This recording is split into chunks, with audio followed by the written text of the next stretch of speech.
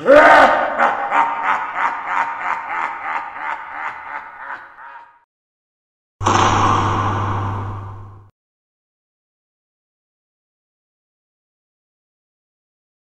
author, EM Forster, described the past as another country. They do things differently there. And yet it seems we increasingly expect the inhabitants of that distant continent to observe the very same rules that we do upon our own. Is that fair? Is that sensible? Is it intended to do anything other than make our own broken society feel better about itself? The philosophers of ancient Greece lived in a so-called democracy, founded upon slavery. The works of William Shakespeare reflect a period of English history rife with anti-Catholicism and anti-Semitism. Once popular authors such as Enid Blyton, Sax Rohmer, and Ian Fleming are now thrust under a modern-day moral microscope. And the current literary public enemy number one is none other than arguably dark fantasy's most influential visionary, Howard Phillips Lovecraft. Later, in this first edition of Ghostwords TV, I'll be discussing Lovecraft's legacy and those who seek to topple his pedestal, with one of the authors whose work he most influenced, our special guest, Ramsey Campbell.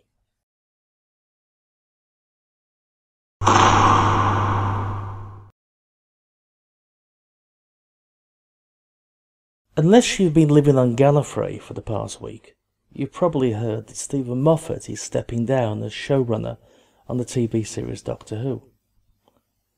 Personally, after the absolutely appalling 2015 season, I'd be happy if he went right now. In fact, I'd be even happier if he'd gone a year ago. But it seems he intends to hang on for one last season, a Christmas special this year, and 12 more episodes early in 2017. Even the sonic screwdriver won't get me out of this one. At that point, he'll be handing over to Chris Chibnall, whose previous work on the series hasn't always impressed me. The episodes 42 and Dinosaurs on a Spaceship were not exactly great Who. However, the US TV series Camelot, which he co-created, had its moments, so perhaps I'm being unduly pessimistic. What I'm really unhappy about with at the moment, however, is the way the BBC is promoting the changeover. A new showrunner, and most likely a new doctor. Charlotte Moore, controller of BBC One, has referred to it as a huge event that will bring the nation together. Get real, Charlotte. This isn't the Second Coming, it's simply a science fiction show, and not a terribly good science fiction show at the moment. I'd rather she stopped worrying about these huge events and concentrated more on getting someone in, perhaps it could be Chris Chibnall, who can finally make the show recapture its great highlights of the past.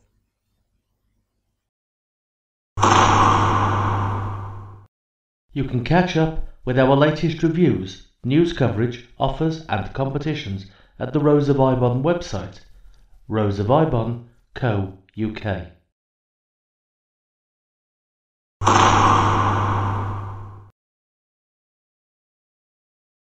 We are delighted to have as our very first guest on Ghostwords TV the esteemed British horror writer and critic Ramsey Campbell.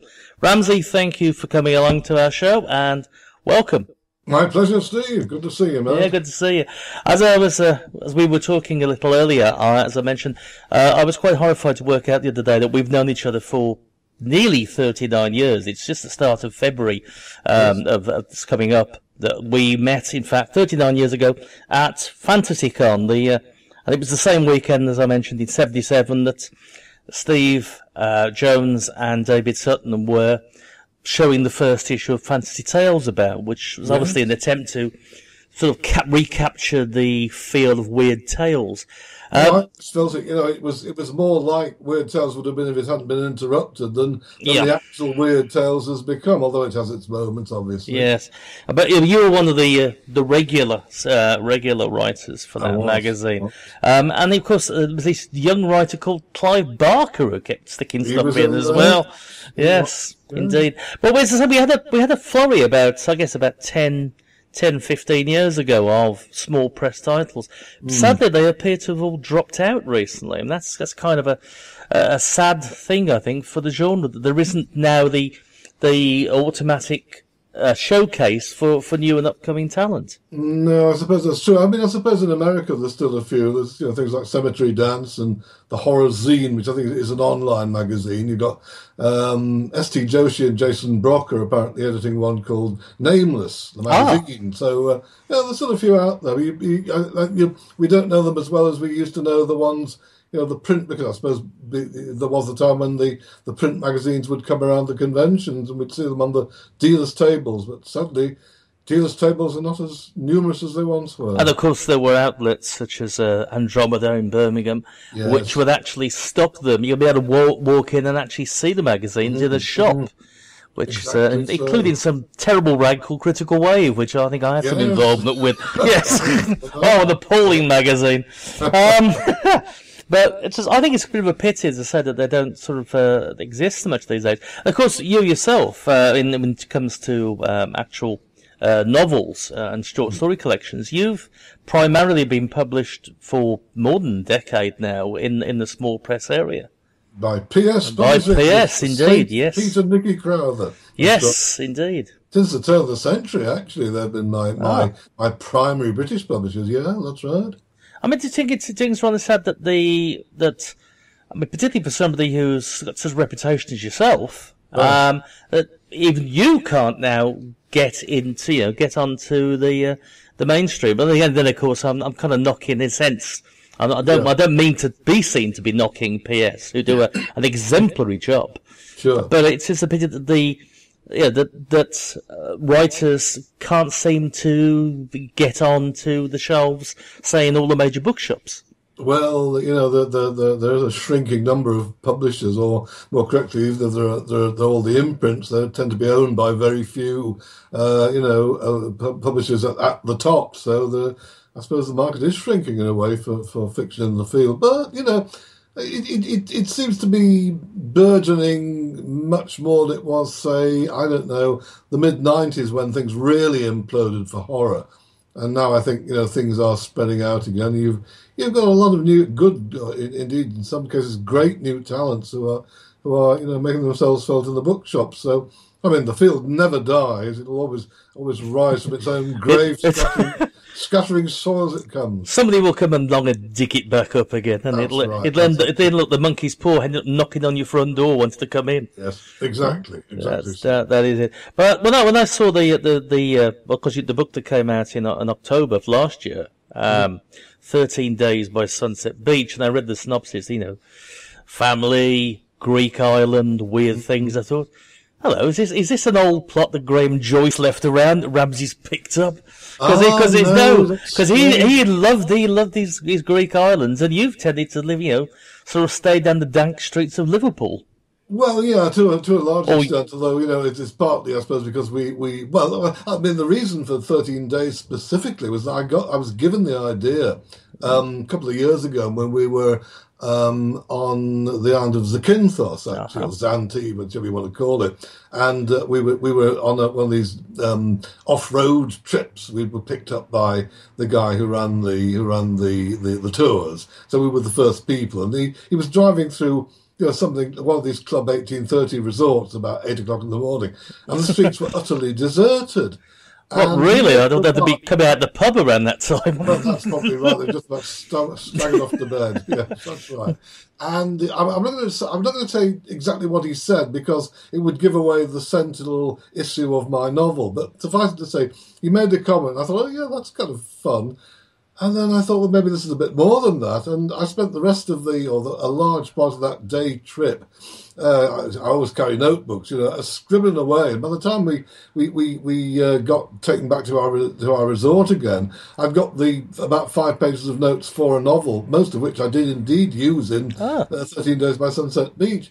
I mean, funny enough, you mentioned Graham, but it wasn't until we've been going to Greek Islands for probably a quarter of a century now. We tend almost every year we'll go to one or another, different ones. We all go back to favourites, and we've been to Lesbos several times. It was only after we'd stayed at one place, and I mentioned it to Graham, and he said, "Well, actually, that was the precise beach he'd used in is it Dark Sister? Which one?" Dark Sister's the first of the ones I remember. I think this one's vagrant. Yeah.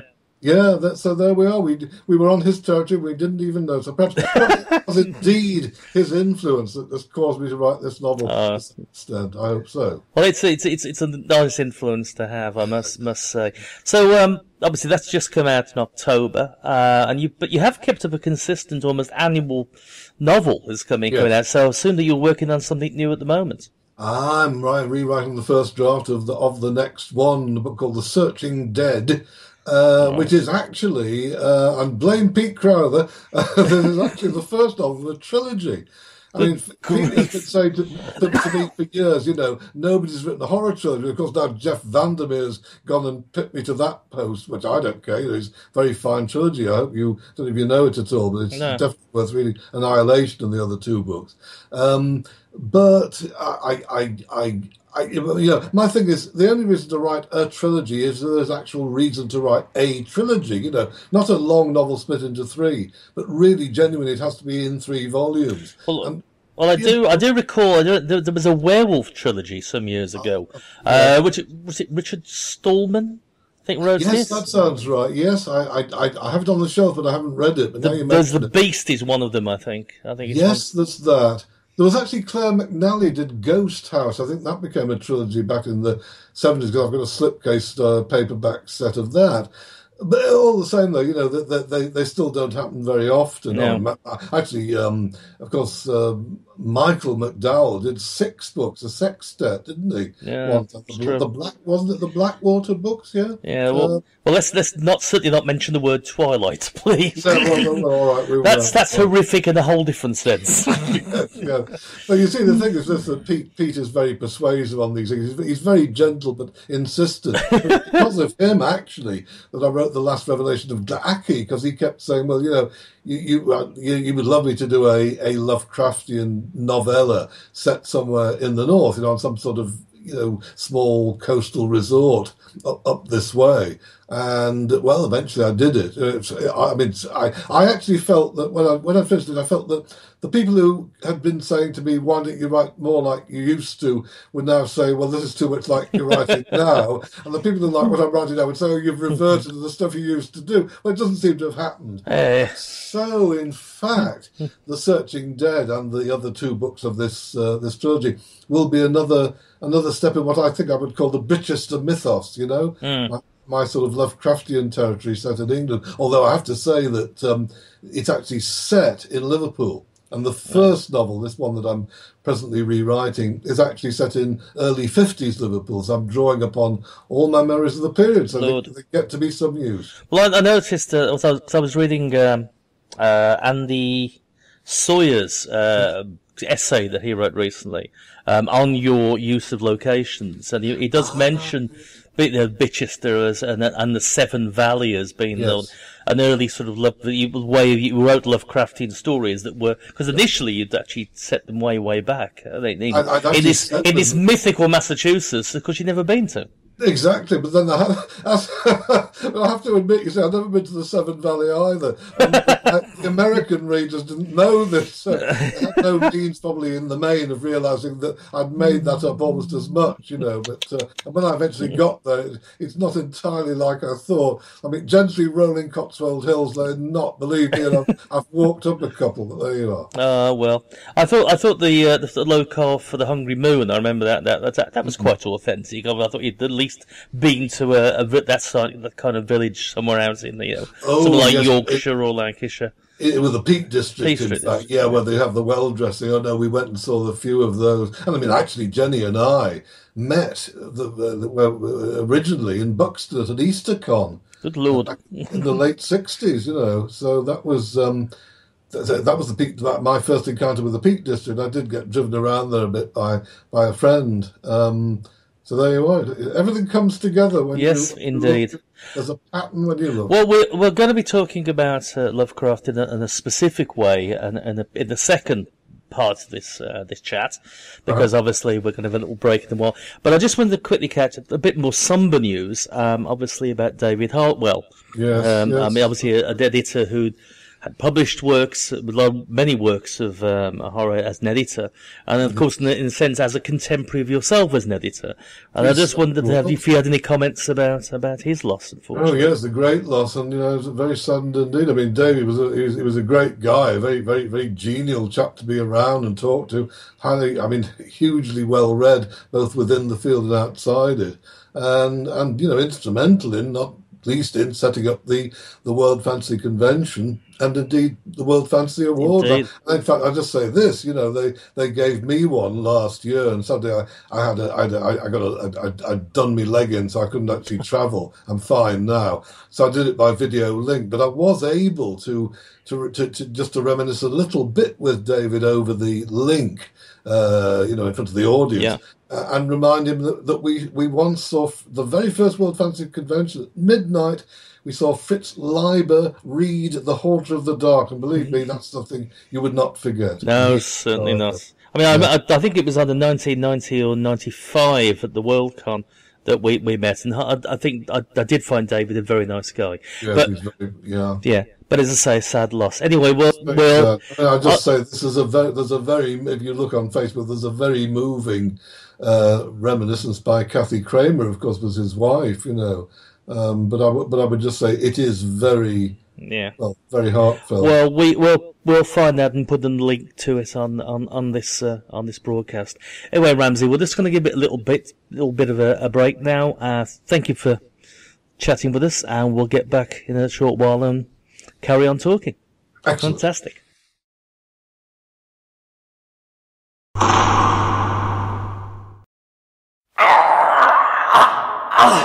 Oh.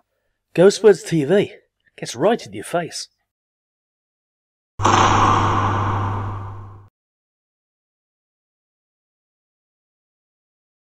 Genre art portfolios come in a variety of formats. For instance, this 1975 volume, edited by Brian Aldiss and published by New English Library, collects together many of the great illustrations of the 1930s and 1940s pulps. Whereas this 1993 publication from Paper Tiger celebrates Josh Kirby's work on Terry Pratchett's Discworld novels. That's all rather nicely done, and just about makes up for the atrocious job they'd done on a series of Discworld posters a couple of years earlier, where the artwork appeared to have been, well, left out in the rain for a while before it was photographed. However, both pale into insignificance compared to Drawing Blood by Graham Humphreys. The inaugural release from London-based Proud Publishing, this is an art gallery standard showcase for Graham's work on such memorable film posters as The Evil Dead, Nightmare on Elm Street, and many more. In fact, there are more than 130 full-page colour illustrations in this book from his work on film posters, T-shirts, special events, book covers.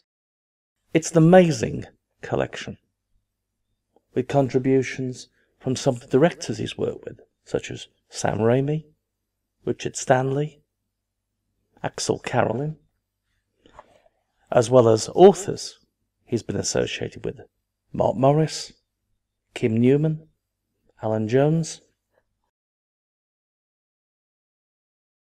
One of the nicest things about this volume, other than the lavish reproduction and the huge range of illustrations included, is that each image is accompanied by a personal note from Graham himself.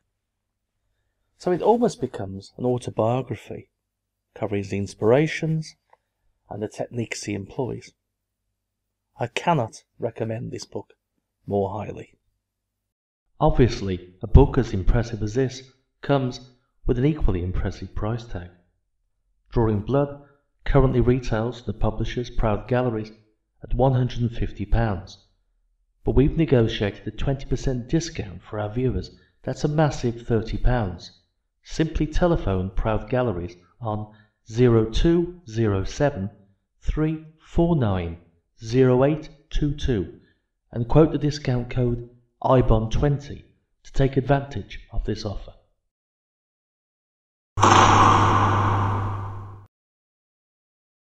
Are you a fan of horror who lives in the West Midlands of England? Then why not visit the Birmingham Horror Group? We meet once a month for an informal hangout in Acock Street, Birmingham.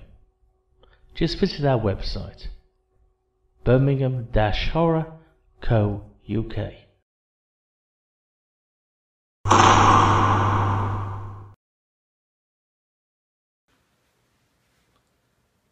When I was a kid growing up in the 1960s, my favourite comics artists were Jack Kirby and Steve Ditko.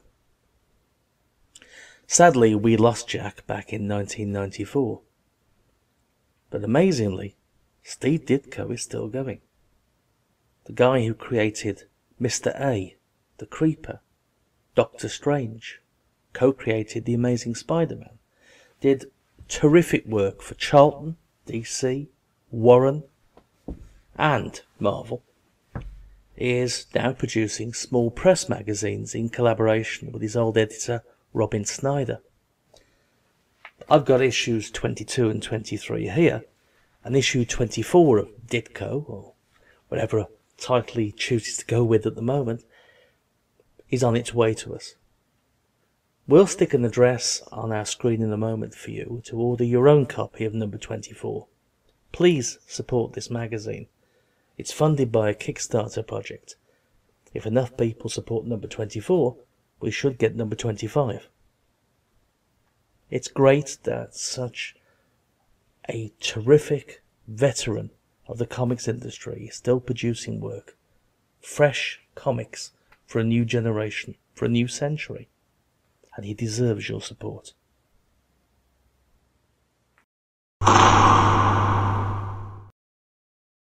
Ghostwords TV supports the 7th annual Women in Horror Month.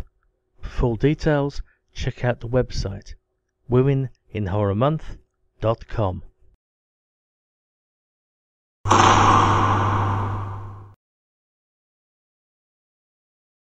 We're delighted to have Ramsey Campbell back with us. Ramsey, welcome back.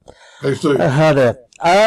We were talking briefly the other day, and I'd like to talk a little bit more depth about it, about the recent problems with what has been called the H.P. Lovecraft Award, but it's really, of course, the World Fantasy Award, which is now going to be redesigned.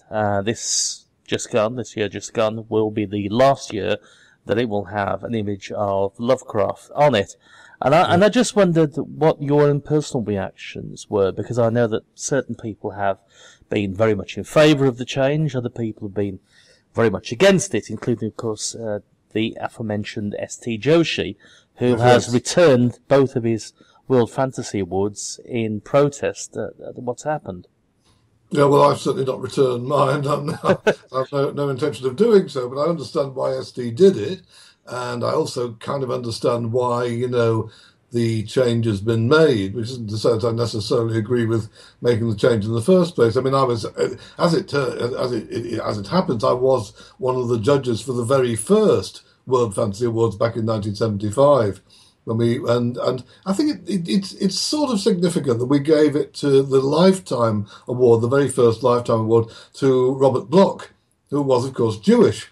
Yeah. And was also a great friend of Lovecraft. Clearly a name like Robert Bloch, it's not hard to spot, his Jewishness. And indeed, if you met Bob, who was a great guy, by the way, and extremely funny, you would recognise this. He would always defend Lovecraft against the charge of being racist in person. I mean, yes, there's certainly stuff he said in his letters, and yes, there certainly is stuff in some of the stories.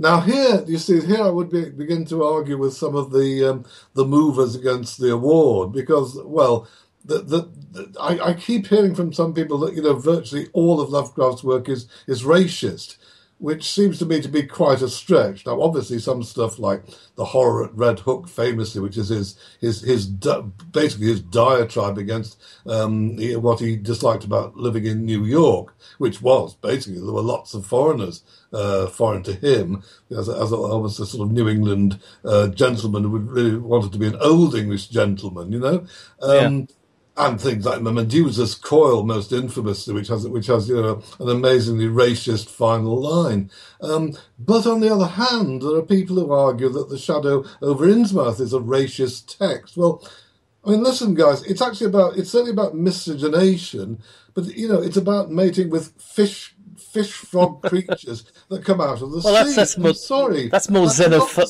xenophobia than racism. Yes, and it's not the same thing as denigrating an actual race of human beings. And I'm sorry, I don't accept it's a metaphor for that either. I mean, okay, maybe underlying it was Lovecraft's racism. It's not in the text. And I'm sorry, I won't accept that it is. But what's worth remembering, of course, is that he was born 25 years after the end of the American Civil War. Yes. So the period he was brought up in, which was incredibly anti-Semitic, racist. I mean, all the things that we now view as wrong, although they still exist, and there's a lot of post-millennial smugness about how we've cured sexism and we've got rid of racism and homophobia and that. We haven't. It's just we've just removed the terms that people use for it. Yeah. Yes, that's right. I think that's absolutely true. And I mean, I do think, now I understand that people feel that, the man of his time argument isn't a whole justification. I understand because, some of his racism in his writing, particularly in his private writing that wasn't necessarily meant to be published, to anybody except friends, is pretty virulent. You read some of the letters, and of course there is that infamous poem of his, which was never published, and I think was circulated only to probably close family and a few people, probably not even most of his friends. But at the same time, I certainly recognise, I imagine you do too, Steve, but I'm more as a grey old bugger here, as the oldest member of the party. I remember it was perfectly acceptable to say most of what Lovecraft said when I was growing up, certainly when I was a child. Well, I grew up... Believe me, this whole argument that, yes, there were a lot of people around at Lovecraft's time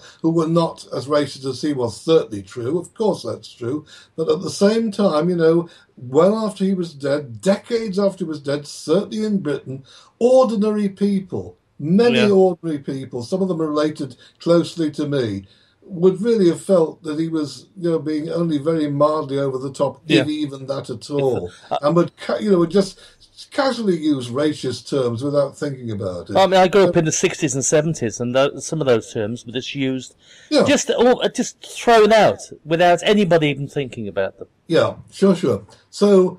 And, the other thing I do feel pretty strongly is, there's a George Washington University in America. Actually, there's a George Washington Award for Literature. I'm just wondering if there will now be an online petition to get that removed. Or the T.S. Eliot Award for Poetry. I mean, T.S. Eliot was unquestionably anti-Semitic. Yeah. Pretty viciously racist. Well, and indeed, there's an interesting parallel here that posthumously, as with Lovecraft, some of his early poetry was discovered, and that was full of the same sort of epithet as Lovecraft is being pilloried for now. So I just wonder, is the Eliot image due for iconoclasm? Well, I don't know if you're aware of it, but there are a number of universities in the US now will no longer include Ezra Pound's poetry because of his anti-Semitism in the 1940s. I mean, the man was an ardent fascist and wrote, anti-Semitic journalism. So he did, but that's not an excuse for not teaching the poetry. I think that's No. a ridiculous reaction, personally. So there you are. It's so. I mean, I think there needs to be a separation between the person who's creating and the creation. Absolutely. I, for instance, I'm quite fond of the sculptures of Eric Gill. But if you knew the man himself, what an absolutely appalling stain upon humanity he was, you'd never want them in your church. You wouldn't. No, that's right. Well, I mean, but I suppose there's still some ambiguity, in my opinion, anyway, about Roman Polanski. But even let's assume that he did everything he's accused of, I certainly wouldn't want to do away with his, some very considerable works of art in the cinema. I think, as you say, and I don't think, I have to say this, I don't think that predilection is apparent in the films. Actually, I think you'd have to take a large magnifying glass. I can't think of it. The only one I can think about is there was a particular actress who claimed that he sort of came onto her. I think it was when they were making the Pirates movie. Oh, really? Yeah, but then again, she says he came onto her. They were together for about 2 or 3 years. Right. It's one of those cases where you hear about, I was listening to somebody the other day. I was listening to some DJ was being talked about, and he just casually mentioned that he had, that he began dating this girl, and she was able, to be with him when she was about 14 or 15. Sorry, Melanie Griffith. I think it was Melanie Griffith. Yeah. She moved in with Don Johnson when she was about 14, 15 years old. And indeed, and obviously, it's all very relative. But if they were in Sweden, there wouldn't be an issue because of the age of consent in Sweden. If they were in the 15th century, would they be thinking, God, she's a bit old for him, isn't she? Well, there's that, yeah. It is. It's always we look through this sort of weird telescope and we see things with our own code of morality. But it's always, and there's always, as I said, as I mentioned, there's always this smugness that we are so much better than those people. Yes, there is a kind of self-righteousness, and I have to say, I'm on the receiving end of some of it occasionally. That there really are guys who've tried to make me think what they think and say what they say, and I think anybody who knows me will know I'm unlikely to react very positively to that kind of approach. Yes, as I say, 39 years I've known you, and I haven't seen any evidence of that at all. But anyway, so you've got the trilogy that you're working on, which hopefully we'll see at the end of this year. First book. First book. I mean, that's the first book. Mm-hmm. And hopefully, will we have anything else this year from yourself, or? Well, no, I'll tell you what is happening, Steve, is that which amazes me. I suppose when you get to be 70, this is what you get. There's 2 separate anthologies, kind of tribute anthologies being done. One of which will be all stories about Glaaki, my inhabitant of the lake. There's a whole book full of them coming with all sorts of good people, and there's a separate one which PS are doing, the ever reliable PS, which is going to be just kind of Campbellish stories which are not Lovecraftian. So it's the other side, the sort of urban uncanny, which I would never have written if I hadn't learned from the great Fritz Leiber. So I'm mentioning it twice. Great today. Stuff. Oh, well, superb. Anyway, Ramsey, thank you so much for joining us today. Hopefully we'll catch up with you at some other point in the whilst during our run, but it's been terrific speaking to you. And Ramsey, take care of yourself. You too, man, you too. All the best. Rose of Ibon isn't just about news, reviews and Ghostwords TV. We've just launched an exclusive range of fantasy and horror-themed t-shirts.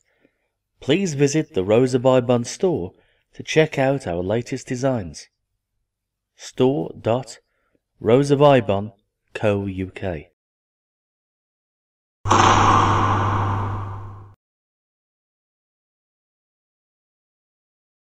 Earlier on, we were discussing the artwork of Graham Humphreys, and some of his most famous illustrations, of course, were his film posters and video sleeves for the first 2 Evil Dead films.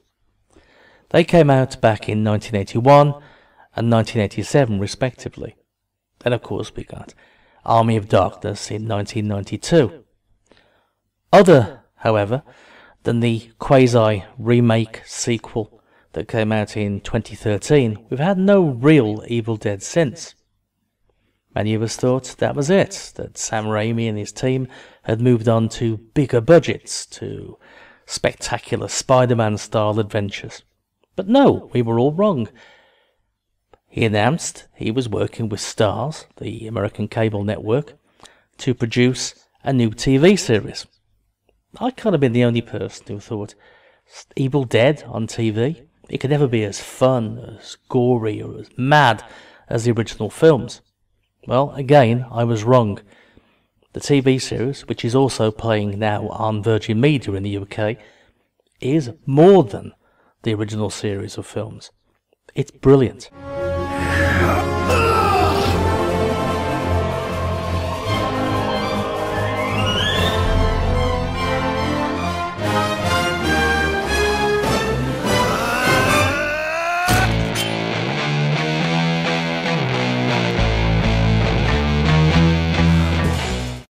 Firstly, because the new TV series Ash vs. Evil Dead is pay-per-view and therefore not subject to the usual MPAA classification.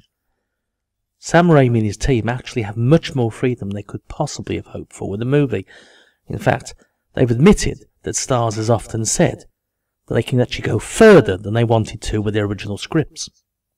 Secondly, the nature of a 10-part weekly show has forced them to redefine Ash from the lone wolf hero he's always been in the previous films, to a kind of mentor figure to his two colleagues, Kelly, played by Dana De Lorenzo, and Pablo, played by Ray Santiago.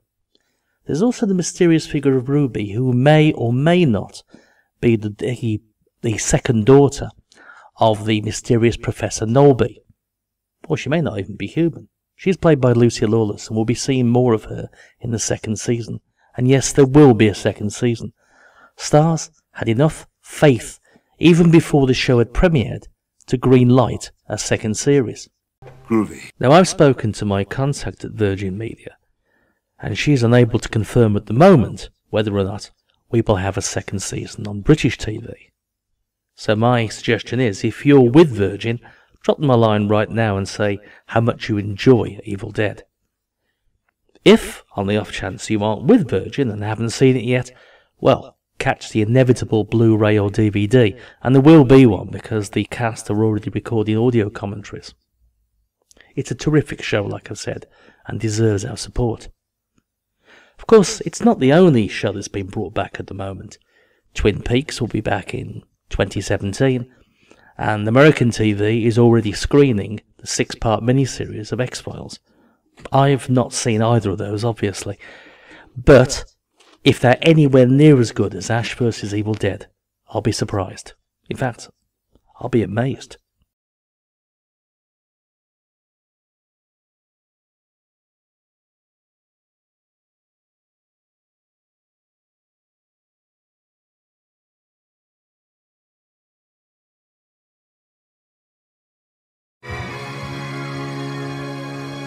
Something happened on the day he died. Spirit rose a meter, then stepped aside. Somebody else took his place and bravely cried, I'm a black star, I'm a black star. Much has been written and said in the past couple of weeks about David Bowie.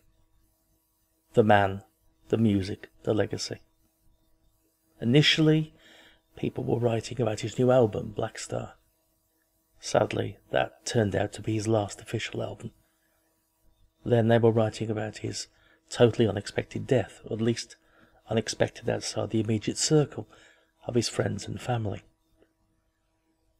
On a purely personal note, Ziggy Stardust, this very copy in fact, was the first album I ever bought with my own money, more than 40 years ago. And I've been watching his career ever since.